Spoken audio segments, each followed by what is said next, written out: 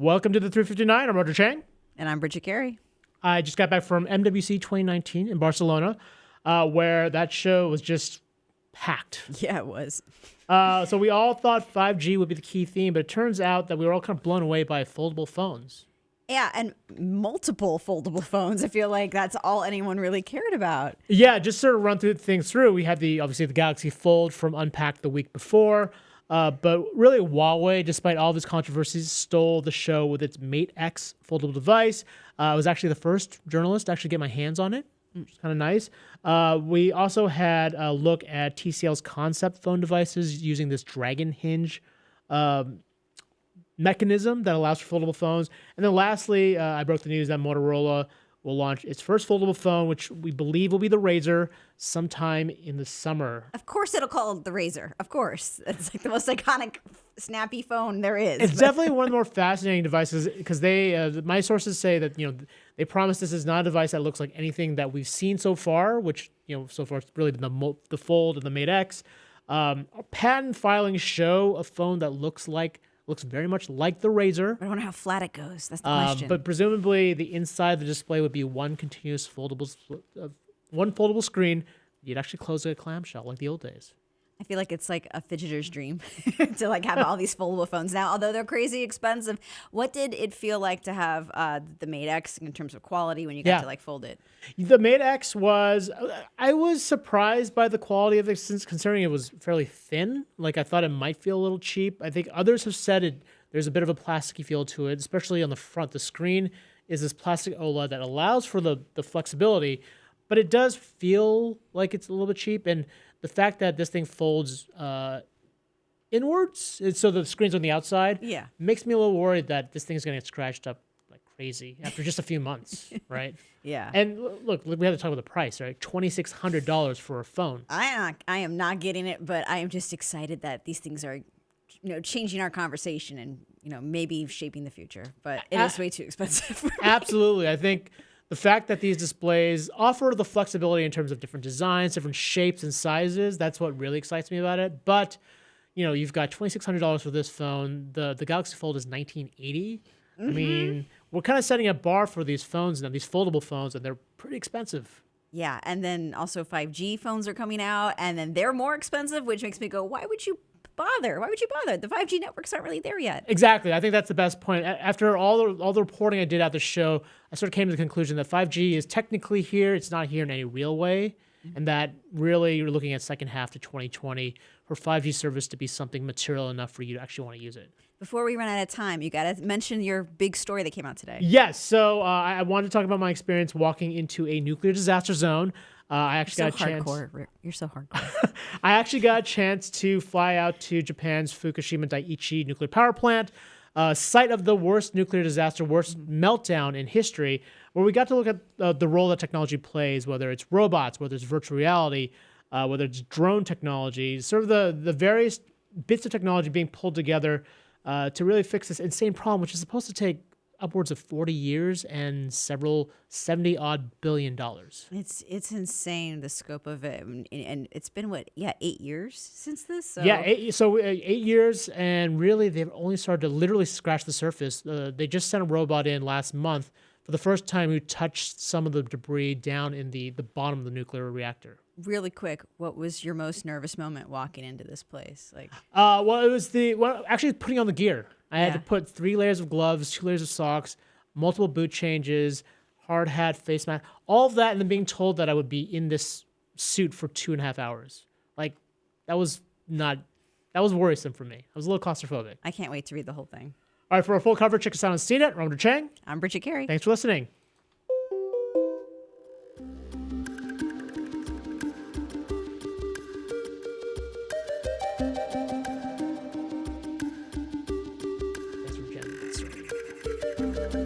Thanks for joining us for the recording of the audio podcast. As always, it's lovely to have you all. Go ahead and start sending in your questions and comments about the topics at hand, which is basically, where has Roger been? Where's Roger? Where's Waldo? For the last, couple of months.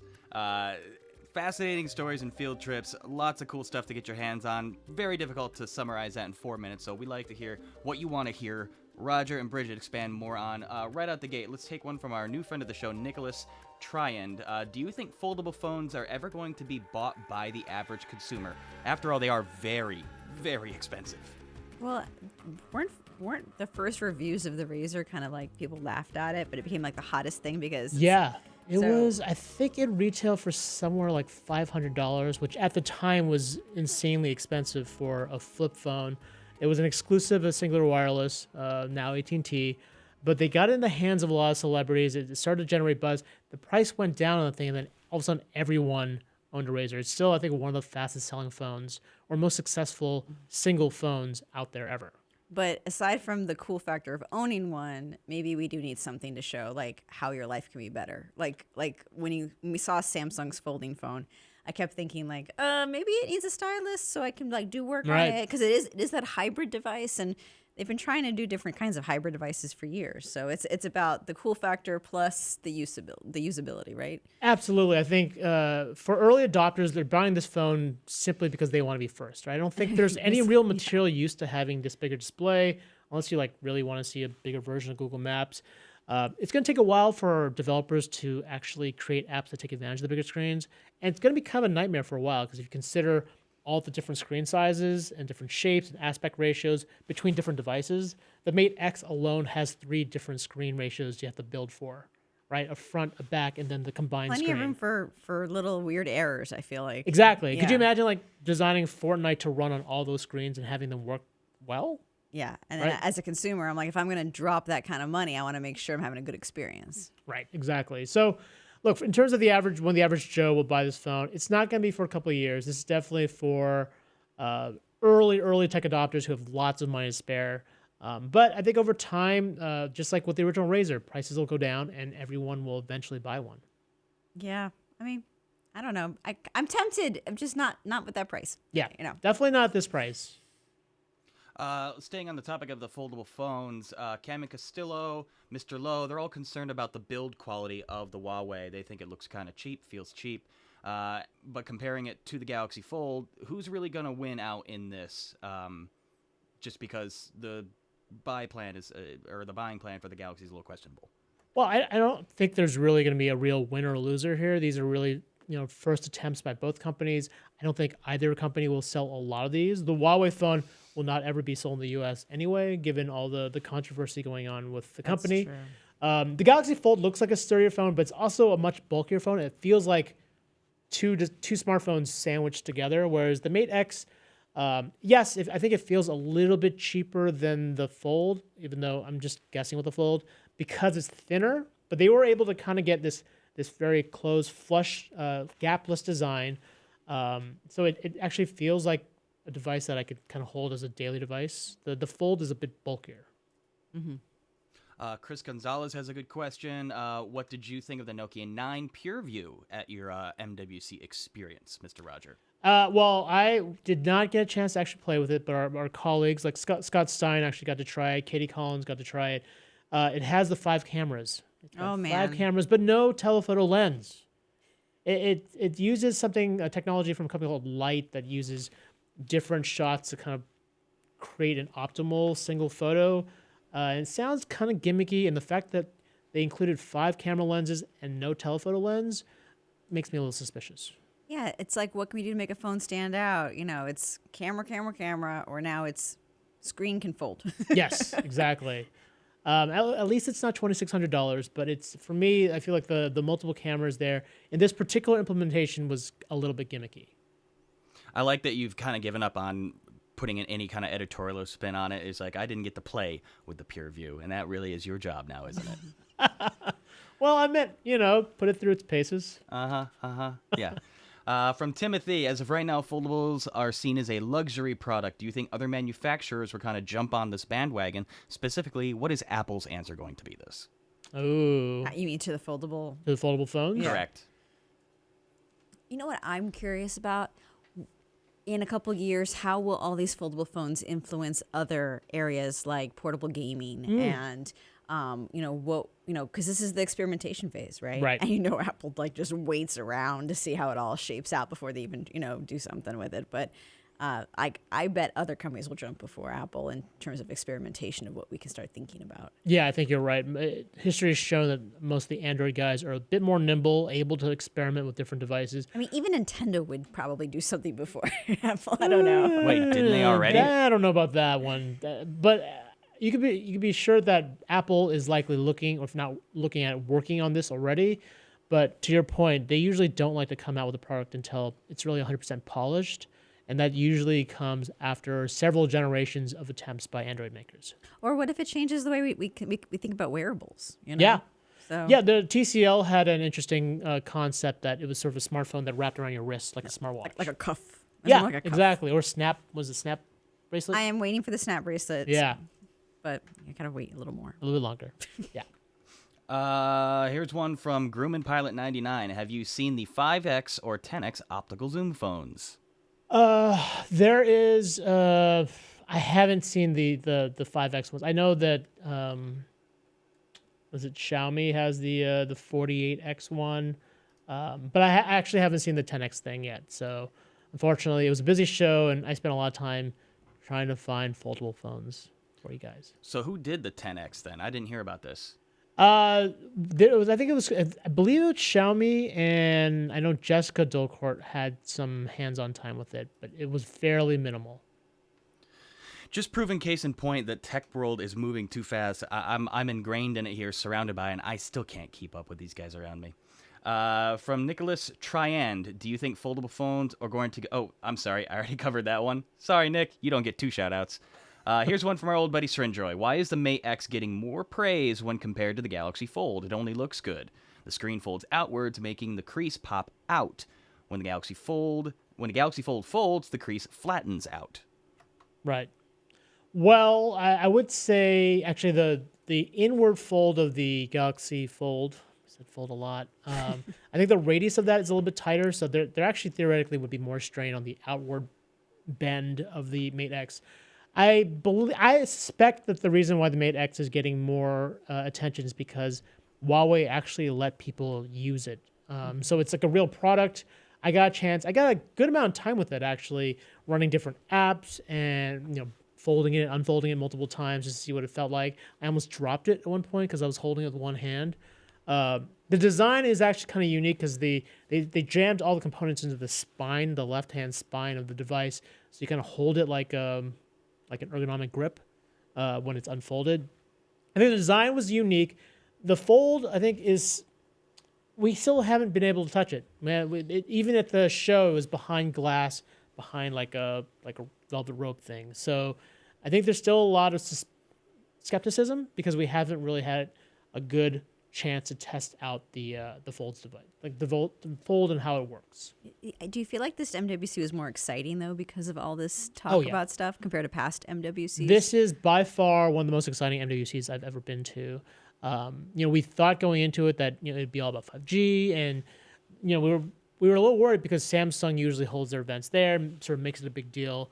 But really, the fact that these foldable phones made such a big splash, everyone was talking about them. You did have the 5G stuff. Sort of later as the show, as the foldable buzz died down, there was still a lot of talk about sort of the ways that 5G will change your life. And so that was still there. Yes, the hype for 5G was definitely there. The only difference is some of the networks are starting to turn up, and we saw some live devices. And in some cases, actually, 5G networks were live at the show floor. So you actually got to see practical examples of how 5G might change your life. in a controlled environment. In a very, very controlled environment with very limited range. Absolutely. Shocking. I think I'd give Huawei brownie points at MWC just for the simple fact that you actually have to handle the product. That's my only 2 cents. From Ryan, I read that Samsung is sharing their info on foldables to Apple and Google.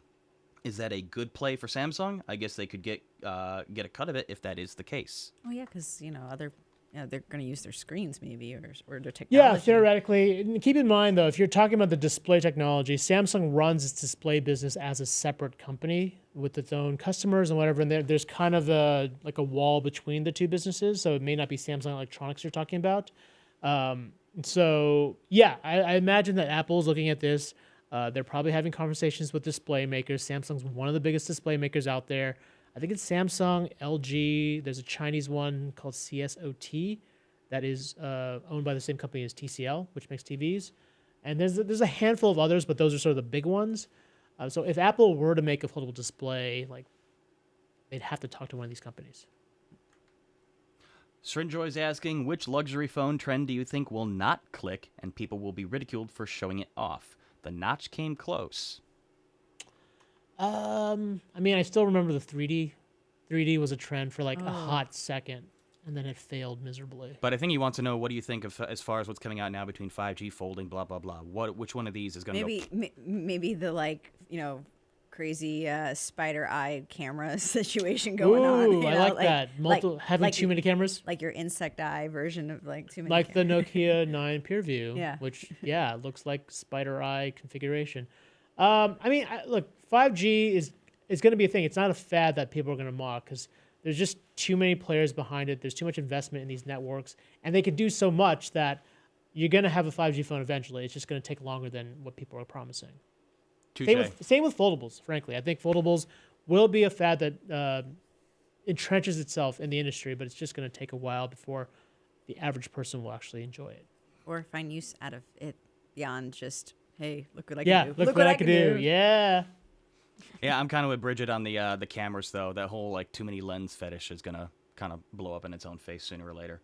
All right, we are closing in on the end of the show. Let's take another one from Timothy. How about, do you see any implementations of NFC with future phones, such as an NFC with the metro systems, hotel doors, etc.? I think, isn't New York talking about implementing NFC with the metro card shortly in the next 5 to 6 years? Yes, I believe so. And I think they have, some of the subway terminals do have NFC readers already. So I don't know. It's sort of a slow rollout. I mean, we're finally getting them in our drugstores, and it feels like we're so behind when like all the perfect idea is to have that smartwatch and just be like, boom, I'm on the bus, I'm on the train, boom, boom, boom. Because that to me is what I would want a smartwatch for. Like to not have to dig through my purse.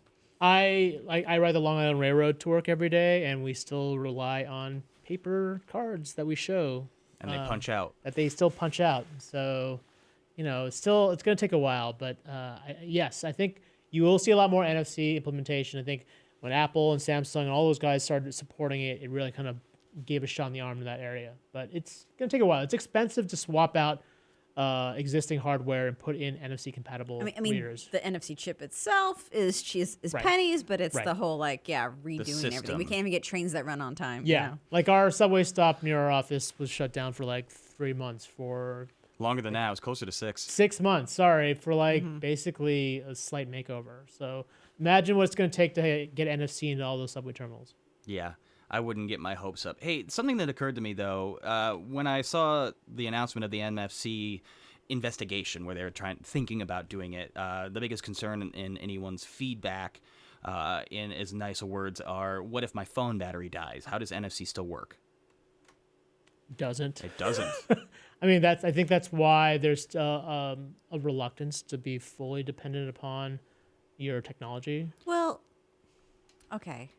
Sometimes there are other near field, things. I mean, I'm thinking of tickets that have it in there, like when you go to Disney World, the ticket, like they don't have to recharge your ticket, Right. But I mean, yeah. I guess theoretically, if there's like enough of a backup battery or something to, I don't know. Maybe you would get a backup system, and like for when that time happens, because Lord knows I couldn't just count on that. I'd have issues with that too. Well, they said the alternative was, at least specifically here in New York, that it would back up to like a debit card or a credit card that you could synchronize with the system. But as long as we're on the topic of innovations in NFC, thanks again, Tim. What if they did start putting in these emergency like watch battery backup systems so that even if your phone is kaputski, you can still ride the train?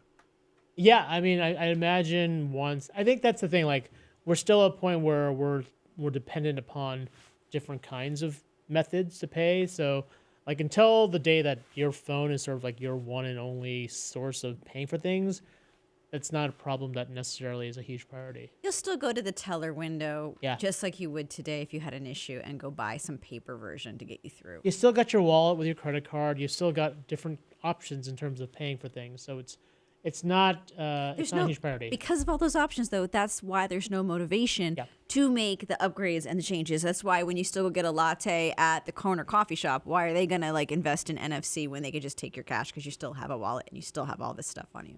There you go. Yeah. It's a chicken and the egg problem. So before we call it quits, let's talk a little bit more about folding phones. Timothy wants to know, can or will Samsung subsidize the foldable phone with ads such as the Amazon Kindle? Oh, no. It's the world we're going Probably not. Although I think I did see in the GS, the latest Samsung phones had a slight like notification window to like buy the new Samsung phone. So they were somewhat promoting their own devices. Our data is being tracked and they're profiting off it no matter what. They put an ad or no ad. On But there. no, in terms of foldable phones, I doubt at least early on it'll have that kind of ad component. It's really going to be a luxury device catering to select individuals willing to spend that much money. And if you're spending $2,600 on a phone, you don't want ads on that thing. Good point. What are your feelings about 5G phones currently in the U.S. and not having a severe price hike for their enhanced capabilities? So yeah, well, 5G is fake. Let's just get that out there. It's really it's just rude. It's just LTE or LTE advanced if you want to be technical. Every carrier has that, and so AT&T isn't going to be charging more for 5G phones. In fact, probably some of your phones have 5G symbols on them already. So I will say, in terms of actual 5G devices, those will cost more. We did Shah wrote a story last week looking at how really the prices of these devices are going to be at least $100 or $200 more, and theoretically the service might be more expensive too. They're hurting themselves with this false advertising by saying it's 5G because you're going to go into a store and be like, why am I paying more to have 5G? Or, Right. Or you're just Well, you're causing mass confusion in a Yes. time where we don't need more confusion. I think when 5G actually rolls around in a big way, they'll have some new branding for it, 5G Plus, I believe. Ugh. Goody. Yeah. All right, closing thoughts before we shut down the show. And not trying to insinuate or assume that this will happen, but if the $2,600 folding phone flops, what is Samsung's answer going to be? I mean, look, in terms of these sales, like I said, I don't think the Fold or the Mate X will sell particularly well. They're not going to be blockbuster devices. They're not going to fail in that respect. I think these are sort of first attempts. These are attempts by the companies to get out there and say, "Hey, we're innovators. We're coming out with just earth-shattering new devices." Mm-hmm. And in terms of that, they've already kind of succeeded in their mission. They've generated buzz. They've really established a reputation of being an innovator for both of them. They changed the conversation we had a couple years ago from being like, oh man, what are they doing with their batteries, to like, look how innovative they are. Exactly. Unlike something, whereas you had, hi, we're Facebook and we're going to make a phone. Like there was nothing innovative about that, and that flopped. This is something just showing what you can do. Or for Huawei, the conversations were about, U.S. China trade issues, well, about the security issues of Huawei. No one was talking about the show because we're all talking about the Mate X and how insane the price was, how innovative the design was. They changed the conversation. All right, that's a perfect place to end off today. Thanks everybody for joining us. It's been nice to have you. It's been nice to have Roger back, kind of. Wow. We'll see you all again tomorrow. Roger, take us on out of here. All right, the 359 is available on iTunes, TuneIn, FeedBurner, Stitcher, Google Play Music, Google Podcasts, the Amazon Echo, and of course, CNET.com. We'll see you all tomorrow. Take care, folks.